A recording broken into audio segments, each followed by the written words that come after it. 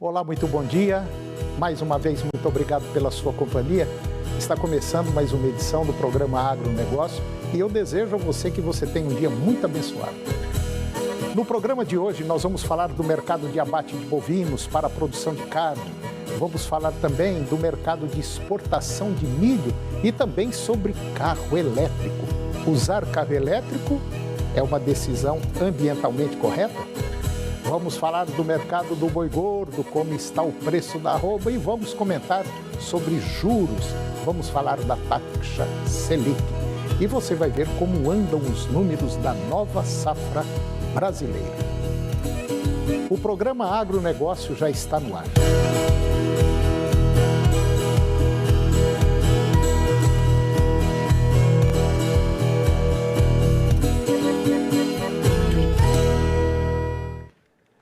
Eu começo o programa de hoje falando sobre o mercado de abate de bovinos para a produção de carne.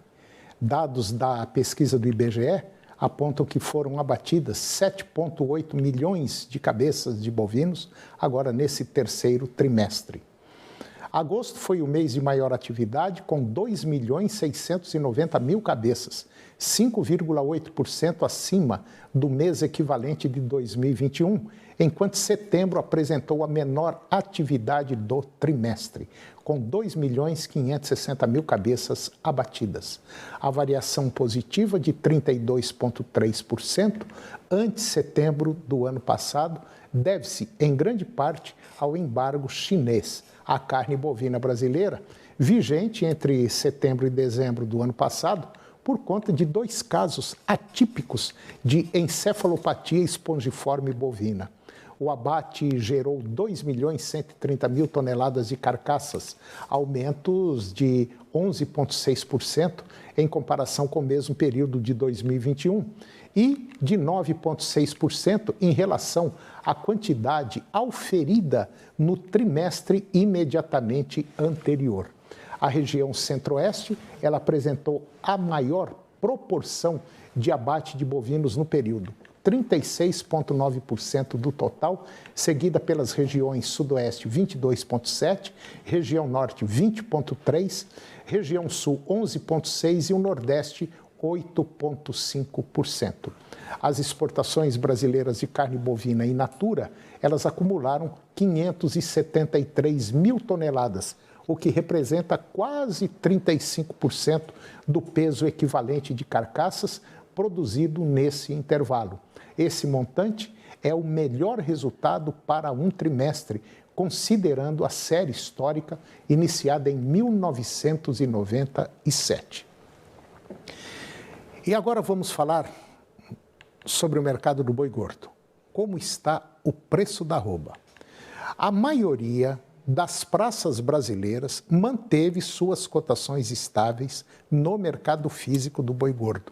Apenas 2 delas, Pará e Tocantins, apresentaram ajustes negativos na arroba devido às dificuldades logísticas geradas pelas chuvas na região norte, impactando o transporte de animais e a formação das programações. No mercado internacional, a flexibilização das políticas Covid-0 lá na China foi vista com bons olhos, gerando alta nas bolsas asiáticas e valorização da moeda chinesa. O mercado da carne bovina ainda não registrou efeitos imediatos, mas as expectativas são positivas para as próximas semanas. Em São Paulo, a arroba do boi comum se manteve na média de 290, reais arroba, e o boi China na casa de R$300. Na B3, o contrato para vencimento para janeiro de 2023 fechou em R$ 296,35. E agora você vai ver que cresce o número de biopesticidas conhecidos como defensivos biológicos. O Brasil já contabiliza 433 biopesticidas registrados até o último mês de março deste ano, o que representa um aumento de 404% em apenas 9 anos. Em 2013, eram apenas 107 defensivos biológicos registrados no país, indicando que o Brasil está tomando a liderança na adoção desses insumos alternativos.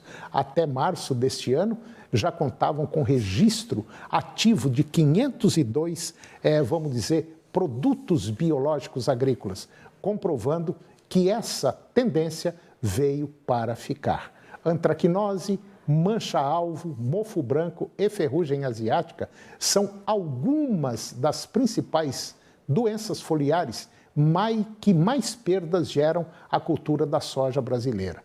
O desenvolvimento de defensivos biológicos com alta tecnologia de formulação puxou um crescimento de 75% desse mercado no país nos últimos 2 anos, saltando de um faturamento de 946 milhões de reais em 2019 para 1 bilhão 790 milhões de reais em 2021, segundo a consultoria Blink.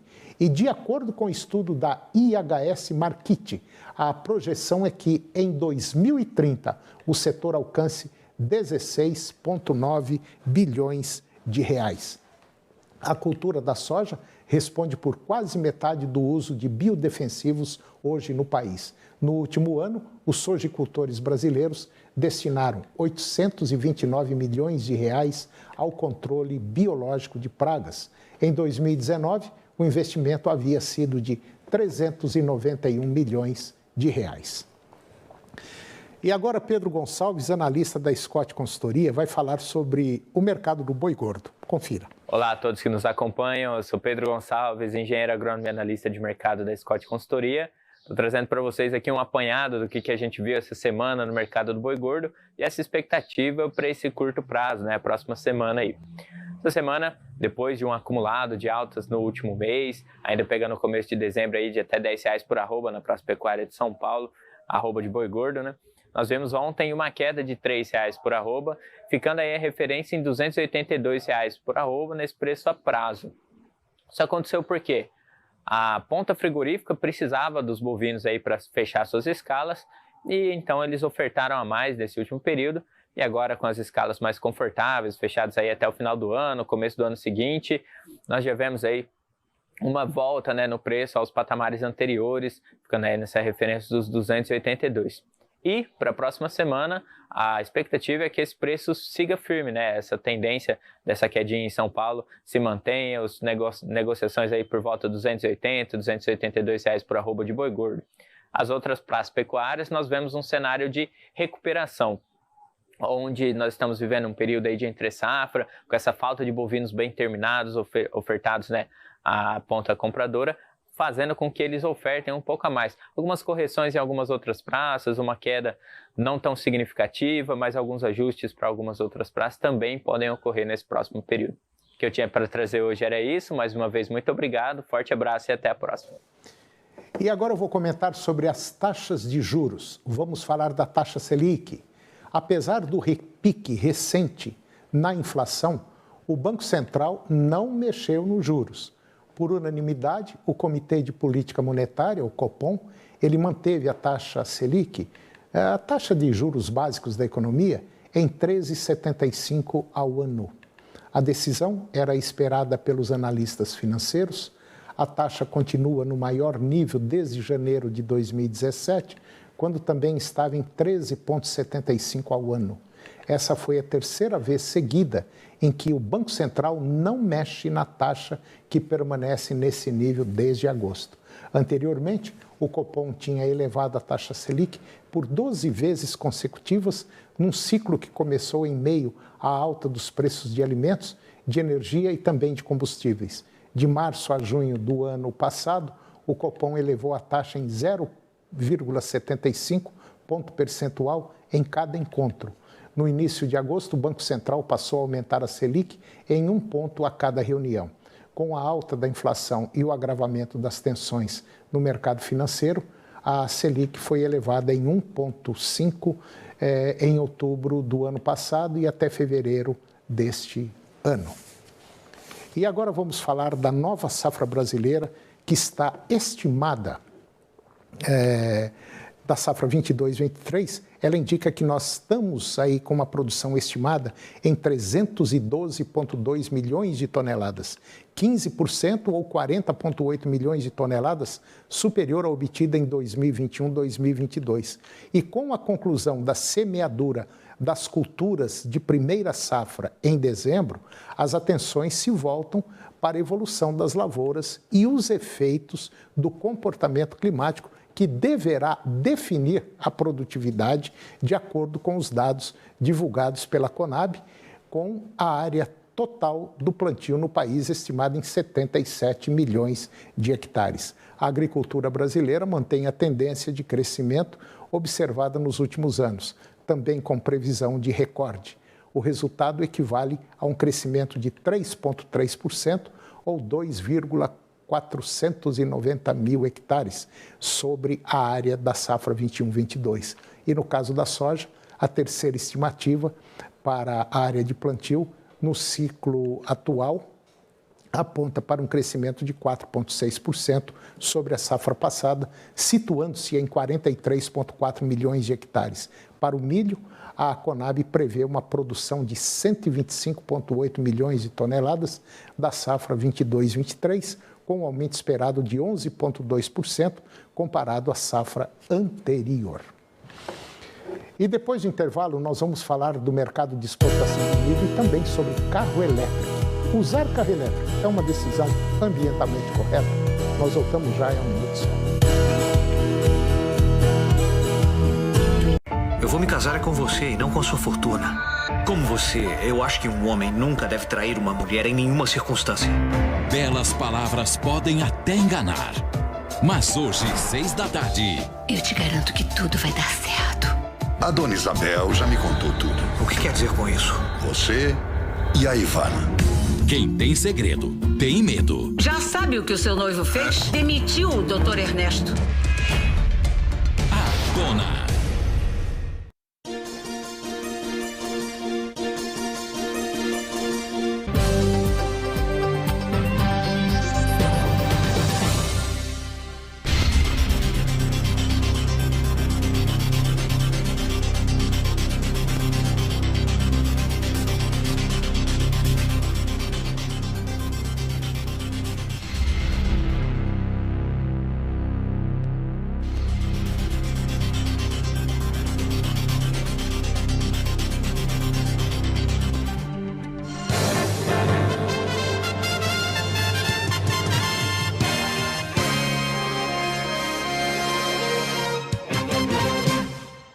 Nos últimos 4 anos, Goiás mostrou do que é capaz. Mostramos como proteger quem trabalha, as famílias e não dar espaço para a criminalidade. Mostramos que saúde de qualidade podia chegar a cada goiano, com hospitais regionais, policlínicas e leitos de UTI.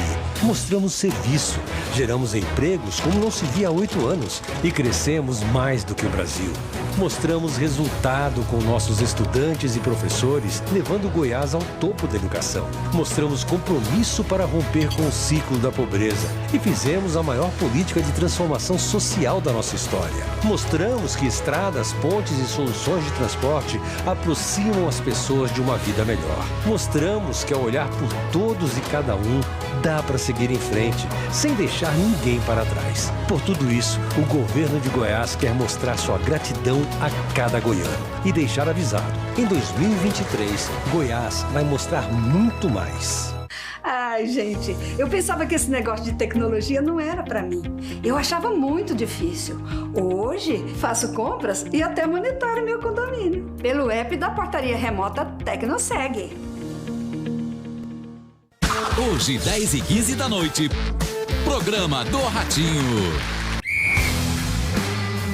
Futebol é amor, paixão, emoção, garra, movimento, sonho, união, trabalho, dedicação, irrigação, amador, profissional, society, jardim, gramado, início. Não. Precisou? É Safra!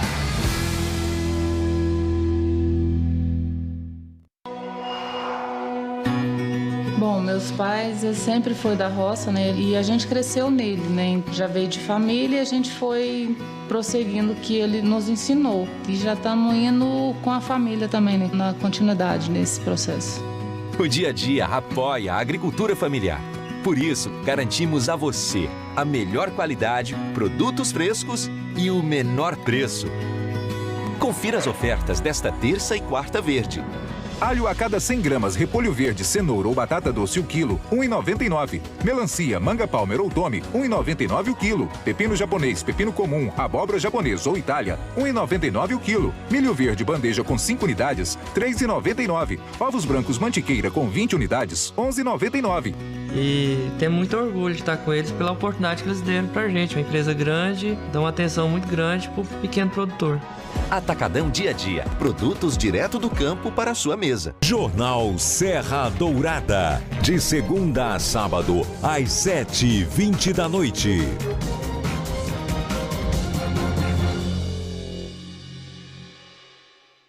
Agronegócio. Oferecimento no campo ou na cidade. Safra Irrigação. 3928 4020.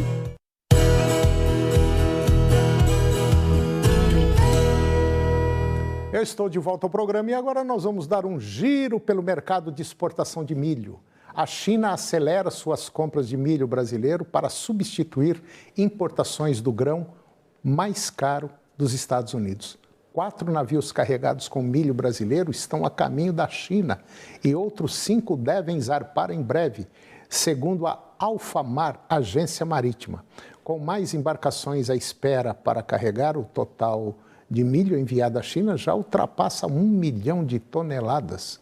Os embarques até o momento já ultrapassam 280 mil toneladas. Apenas um mês após a primeira carga de milho brasileira com destino à China, e a China é historicamente importadora de milho americano e ucraniano, e o seu apetite por suprimentos brasileiros mais baratos afeta a venda dos americanos.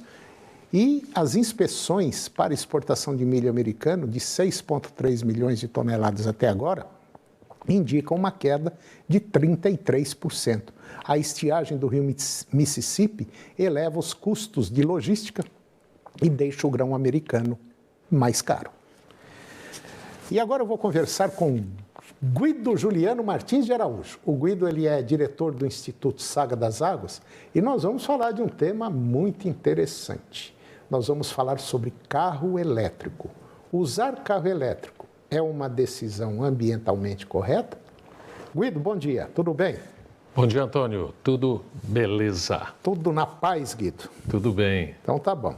Ô Guido, quando se fala em carro elétrico, a gente tem que pensar numa matriz energética, né? Porque para fornecer energia pode vir de várias, vamos dizer, várias coisas que podem gerar energia elétrica. Agora, a gente tem que pensar se o Brasil tem essa matriz energética, como ela é, se a Europa tem, o americano tem, enfim. Ah, mas carro elétrico é uma boa, você enfia na tomada e daí a pouco ele está carregado. Mas não é bem assim, né? Porque por trás disso tem muita coisa, né? Exatamente. Vamos falar da matriz energética mundial e brasileira, Guido? Antônio, o que nós observamos, isso são dados concretos, verdadeiros, como é que se produz energia no mundo. E ambos os gráficos nós estamos vendo que esta matriz energética continua sendo através de combustíveis fósseis e no mundo também carvão mineral e principalmente o carvão negro muito mais poluente e também através da energia nuclear. No Brasil, Antônio, por incrível que pareça, são dados super recentes. O Brasil, 34% da nossa energia elétrica no Brasil, ela vem de combustíveis fósseis, sendo que a gente vem crescendo exponencialmente a produção de energia limpa, energia através dos ventos, a energia eólica e a energia através da luz do sol, a fotovoltaica. Não dá para entender, mas esse é um dado. Nós precisamos aferir isso agora, Antônio, porque o Brasil penso eu, não necessita de tanta energia gerada por combustíveis fósseis, óleo diesel e gás. Nós temos a energia hidroelétrica, que por enquanto é a nossa principal matriz, mas o crescimento da energia eólica e a fotovoltaica é muito grande, Antônio. E nós precisamos pensar no planeta e diminuir a emissão de gás carbônico e outros gases, e também o monóxido de carbono. Pois é, quando a gente fala, um carro elétrico, é só enfiar na tomada, ele carrega a bateria e você anda, descarregou, você enfia de novo ali. Só que por trás daquilo ali tem um negócio muito sério que o Guido falou. 34% da energia que você liga aí, a lâmpada na sua casa, um fogão elétrico, uma geladeira, 34% ela vem de óleo diesel ou gás. É um crime, é um absurdo a gente pensar um negócio desse. E a maioria da população não sabe disso. 34%, 1/3, para você ligar uma luz, vem do óleo ou então de gás. Olha que a quantidade de dinheiro absurda que nós estamos gastando. E outra coisa, Antônio, além de ser muito caro a geração de energia elétrica através de combustíveis fósseis, vamos analisar os dois carros. O carro elétrico, ele emite 64 gramas de carbono puro por quilômetro rodado.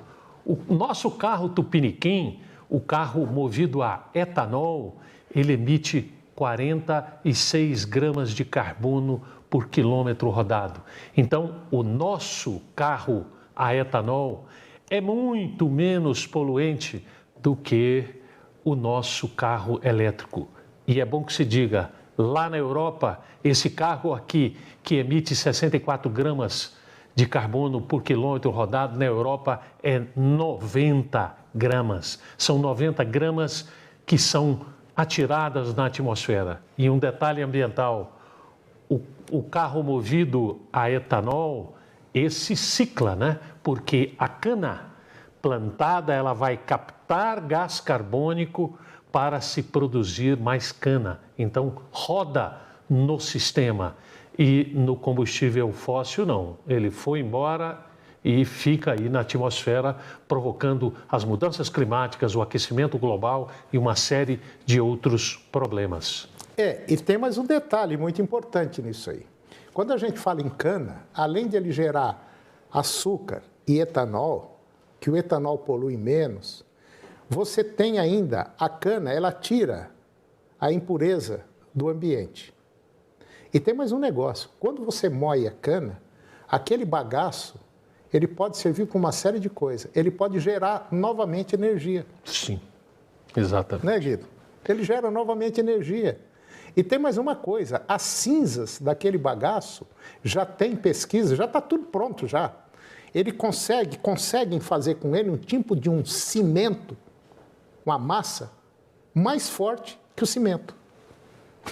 Antônio, as vantagens são muito grandes. E vamos observar o seguinte, no local da cultura da cana, por exemplo, antigamente a técnica mandava que se colocasse fogo na lavoura de cana antes da colheita. Então aquilo ali é uma emanação de gás carbônico e de fuligem muito grande.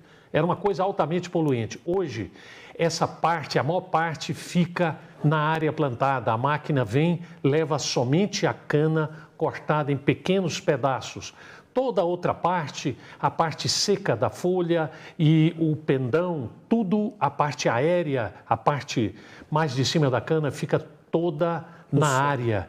E isso ela vai virar fertilizante e será também um grande componente para evitar o processo erosivo do solo. Então, as vantagens tecnológicas são muito grandes. Então, o nosso carrinho a etanol está melhor do que o elétrico por enquanto. Com certeza absoluta. E tem mais um detalhe. Nós temos também a probabilidade do hidrogênio verde, né, líquido? Né, o líquido, o Guido? Exatamente. O hidrogênio verde nós podemos produzir aqui e agora. Só que o hidrogênio verde nós necessitamos de energia elétrica para você pegar a água e separar o hidrogênio do oxigênio. Mas daqui a pouco, quando a nossa matriz for inteiramente limpa, hidroelétrica, fotovoltaica e eólica, nós podemos transformar esta energia num processo não é hidrólise, eletrólise. Nós podemos transformar esse processo através da eletrólise em hidrogênio verde e exportarmos com uma vantagem. O hidrogênio verde, ele é muito mais eficiente do que o gás, aquele derivado do petróleo que a Europa sempre necessita para a calefação e para as indústrias. Então, o Brasil tem um mercado potencial para a produção de energia verde através desta eletrólise e que nos dará mais uma divisa fantástica, porque o que for produzido de hidrogênio será adquirido pelos países onde o inverno é rigoroso. Então, é ainda imensurado o potencial de se ganhar dinheiro a partir do momento que nós produzimos a energia verde, a energia renovável dos ventos e do sol. Ô Guido, eu às vezes falo até um pouco demais, sabe? Mas se nesse país aqui, se nós tivéssemos um corpo político honesto, que pensasse no nosso país, hoje esse país, ele poderia ser o melhor e maior produtor de alimento, produtor de energia, e nós poderíamos viver, a população brasileira, numa tranquilidade sem precedentes, sem fins. Mas, infelizmente, o nosso corpo político prefere pensar no próprio grupo e, vamos dizer, aquela palavrinha que todo brasileiro usa, e roubar demais, né, Guido? Esse é o problema. Esse é o problema sério, sério. Exatamente. Se o brasileiro soubesse o potencial desse país, olha, é incalculável, é incalculável. E, Antônio, sempre vem a pergunta assim, o Brasil produz um gás, o hidrogênio verde, mas como é que vai transportar isso? Se da Rússia para a Europa vem através de tubulações. Nós podemos comprimir, como os Estados Unidos está exportando gás dos Estados Unidos para a Europa, para suprir um pouco as necessidades por conta da guerra, é só comprimir. Existem navios especiais com compartimentos que suportam uma compressão muito grande e levar esse gás para a Europa. Então, o transporte não é problema, a logística não é problema. O problema é político, infelizmente. Exatamente. O dia que o brasileiro conhecer melhor esse país, aí nós vamos dar valor e aí nós vamos colocar gente séria no poder. Quando eu falo isso, em tudo. Tem algumas pessoas muito boas, com boas intenções, mas não conseguem furar o bloqueio dos maldosos. Ô Guido, mais uma vez, obrigado pela sua presença. Conversa boa, entendeu? E até a próxima. Até a próxima, muito obrigado. Eu que agradeço, Guido. E o programa de hoje, ele chegou ao fim. E eu termino o nosso programa com a seguinte frase: a glória deve ser conquistada. A honra, por sua vez, basta que não seja perdida. Um grande abraço, muito obrigado pela sua companhia, que Deus nos abençoe e até o próximo programa. TV Serra Dourada, SBT Goiânia. O jornalismo a serviço da comunidade em todos os momentos. Hoje, às 11h30, no Jornal do Meio-Dia. A seguir, Primeiro Impacto Continuação.